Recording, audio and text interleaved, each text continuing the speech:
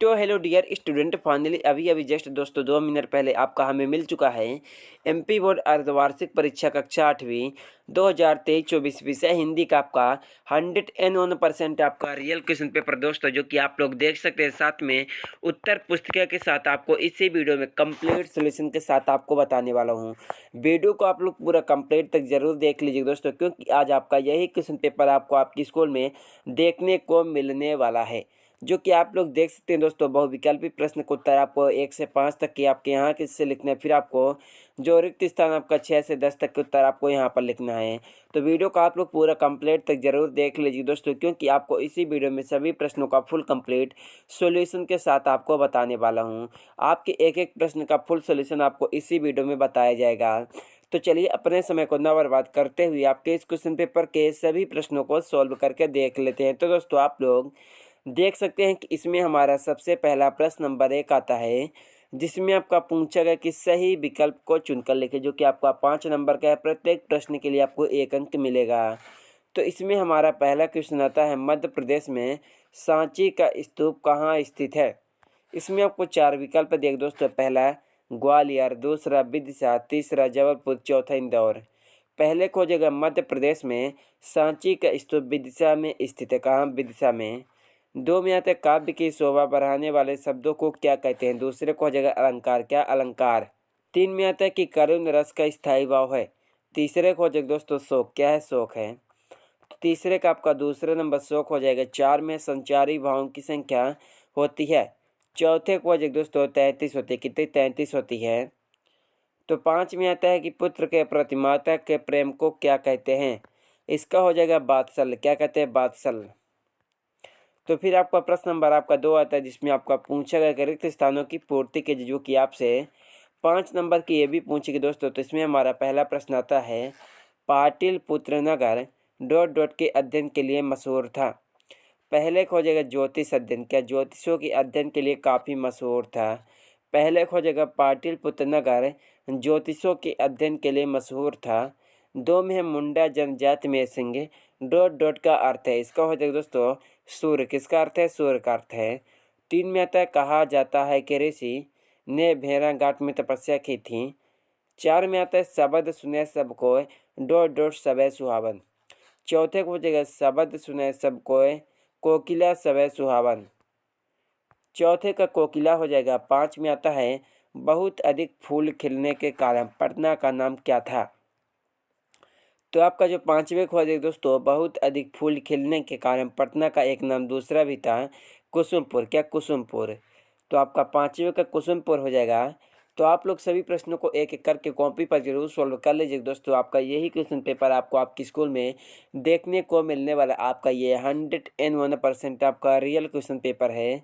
तो फिर आपका प्रश्न नंबर आपका 3 आता है, जिसमें आपका पूछा है कि अति लघुत्तरीय प्रश्नों को उत्तर दीजिए, जो कि आपका 12 नंबर का पूछेगा दोस्तों। प्रत्येक प्रश्न के लिए आपको 2 नंबर मिलेंगे। तो इसमें हमारा पहला प्रश्न आता है, बाली को क्या वरदान प्राप्त था, जो कि आपका 2 नंबर का। एंड उसके 8वें में आता है, लता जी के कौन कौन से सम्मान व पुरस्कार प्राप्त हुए। फिर आपका 2 में आता है पत्र कितने प्रकार के होते हैं। उसके 8वें में विरोधी को हम शक्तिशाली क्यों मान लेते हैं। तो चलिए क्वेश्चन नंबर आपके 1 और 2 दोनों प्रश्नों के उत्तर को देख लेते हैं दोस्तों। साथ में आपको इसके 8वें वाले प्रश्नों का भी फुल कंप्लीट सॉल्यूशन के साथ आपको बताया जाएगा। तो आप लोग क्वेश्चन नंबर आप लोग सबसे पहले देख लीजिएगा। पहले प्रश्न का उत्तर, बाली को ऐसा वरदान प्राप्त था जो भी उसके सामने आता उसकी आधी ताकत उसमें अपने आप आ जाती। इस कारण बाली अपने सामने आए हुए प्रत्येक व्यक्ति को आसानी से पछाड़ देता था। तो आपका क्वेश्चन नंबर आपका तीसरे के पहले प्रश्न का आपका यही उत्तर हो जाएगा। तो फिर आप लोग उसके 8वें वाले प्रश्नों का भी उत्तर आप लोग देख लीजिएगा दोस्तों, और स्क्रीनशॉट खींच लीजिएगा। पीडीएफ के लिए आप लोग टेलीग्राम चैनल को जरूर ज्वाइन कर लीजिएगा। आपका ये 101% आपका यही क्वेश्चन पेपर आपको आपके स्कूल में देखने को मिलने वाला है आज आपका जो पेपर होगा। तो फिर आपका 3 में आता है नव नव के माध्यम से कभी क्या कहना चाहता है, जो कि आपका 3 नंबर का दोस्तों। फिर आपका 4 में आता है रस की परिभाषा लिखिए। तो चलिए क्वेश्चन नंबर आपके तीसरे एंड चौथे दोनों प्रश्न के उत्तर को देख लेते हैं दोस्तों। तो आप लोग क्वेश्चन नंबर आप लोग सबसे पहले तीसरे प्रश्न का उत्तर आप लोग यहाँ पर देख सकते हैं। नव नव के माध्यम से कवि कहना चाहता है कि सभी प्राणी नए भारतवर्ष की रचना करें और उन्हें इस निर्माण में सभी नए साधन प्राप्त हो। इस कविता में कवि ज्ञान की देवी माँ सरस्वती से यही वरदान मांग रहा है।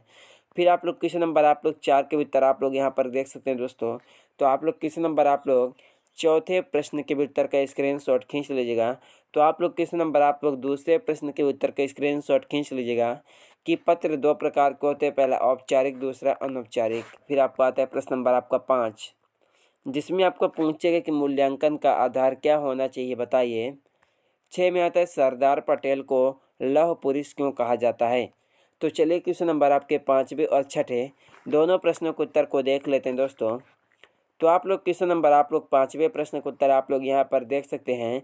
मूल्यांकन वह प्रक्रिया है जिसके आधार पर हम किसी छात्र के ज्ञान का आकलन करते हैं। मूल्यांकन के द्वारा ही छात्र की किसी विषय में कमियों, उसकी किसी विषय के प्रति रुचि और उसकी प्रतिभा का आकलन किया जाता है। तो आपका क्वेश्चन नंबर आपका जो 5वें प्रश्न का आपका यही से उत्तर हो जाएगा। तो फिर आपका क्वेश्चन नंबर आप लोग 6 के प्रश्न का उत्तर का स्क्रीनशॉट खींच लीजिएगा दोस्तों कि सरदार वल्लभ भाई पटेल को लौह पुरुष क्यों कहा जाता है। तो इसका हो जाएगा दोस्तों, सरदार वल्लभ भाई पटेल को लौह पुरुष कहा जाता है क्योंकि उन्होंने भारत के एकीकरण के लिए अपने अथक प्रयास के दौरान उत्तर भारत के लोगों के बीच एक ऐसी भावना, एकता का निर्माण किया जो आधुनिक भारत के निर्माण में महत्वपूर्ण भूमिका निभाती है। तो आप लोग उसके बाद भी आप लोग उसका उत्तर देख लीजिए दोस्तों। तो आप लोग सभी प्रश्नों के उत्तर का स्क्रीनशॉट खींचकर आप लोग तुरंत कॉपी पर जरूर सॉल्व कर लीजिए दोस्तों, क्योंकि अब आप लोगों के पास ज़्यादा समय बिल्कुल भी शेष नहीं है। तो आपका यही क्वेश्चन पेपर आज आपको आपके स्कूल में देखने को मिलने वाला है। तो फिर आपका प्रश्न नंबर आपका 4 आता है, जिसमें आपका लघुत्तरीय प्रश्न पूछा गया कोई 6, जिसमें से आपको टोटल आपसे 18 नंबर के प्रश्न पूछेंगे दोस्तों। तो इसमें आपको जो प्रत्येक प्रश्न के लिए 3 अंक मिलेगा। तो चलिए इसके भी उत्तर को देख लेते हैं दोस्तों। तो वीडियो को आप लोग पूरा कंप्लीट तक जरूर देख लीजिएगा। वीडियो के अंत में आपको सभी प्रश्नों का फुल कंप्लीट सॉल्यूशन के साथ आपको बताने वाला हूं। तो पहला क्वेश्चन आता है, भेड़ाघाट पाठ के लेखक की ममता नर्मदा से स्वाभाविक रूप से क्यों है। 2 में आता है, भेड़ाघाट पाठ का लेखक विधाता को क्या चुनौती देना चाहता है और क्यों। फिर आपका 3 में आता है कि किस घटना में किला मुंडा के जीवन की दिशा बदल दी। 4 में आता है, बिरसा मुंडा के आंदोलन के समय कौन कौन से सेनानियों की चर्चा की गई थी। 5 में आता है, अर्जुन अपने लक्ष्य में कैसे सफल हुआ। 6 में आता है, वृद्धा सेठ जी के पास अपनी अमानत वापस मांगने क्यों गई। 7 में आता है, वाक्य रचना की विशेषता लिखिए। तो चलिए क्वेश्चन नंबर आपके 1 से लेकर के आपके 7 तक के सभी प्रश्नों के उत्तर को देख लेते हैं दोस्तों। तो आप लोग क्वेश्चन नंबर आप लोग सबसे पहले जो चौथे प्रश्न के पहले प्रश्न को उत्तर का आप लोग स्क्रीनशॉट खींच लीजिए। भेड़ाघाट पाठ के लेखक की ममता नर्मदा से स्वाभाविक रूप से क्यों है। तो आप लोग क्वेश्चन नंबर आप लोग पहले प्रश्न के उत्तर का स्क्रीनशॉट खींच लीजिएगा। तो फिर आप लोग क्वेश्चन नंबर आप लोग दूसरे प्रश्न के उत्तर का स्क्रीनशॉट खींच लीजिएगा, लेखक विधाता को चुनौती देना क्यों चाहता है। तो फिर आप लोग उसके बाद तीसरे प्रश्न को उत्तर देख लीजिए कि किस घटना ने बिरसा मुंडा के जीवन की दिशा बदल दी। तो फिर आप लोग चौथे प्रश्न के उत्तर आप लोग यहाँ पर देख सकते हैं दोस्तों कि बिरसा मुंडा के आंदोलन के समय और कौन कौन से सेनानियों की चर्चा की गई थी। फिर आप लोग उसके बाद आप लोग 5वें प्रश्न के उत्तर आप लोग यहाँ पर देख सकते हैं, अर्जुन अपने लक्ष्य में कैसे सफल हुआ। उसके बाद आप लोग 6ठे प्रश्न का उत्तर आप लोग यहाँ पर देख सकते हैं, वृद्धा सेठ जी के पास अपनी अमानत वापस मांगने क्यों गई थी।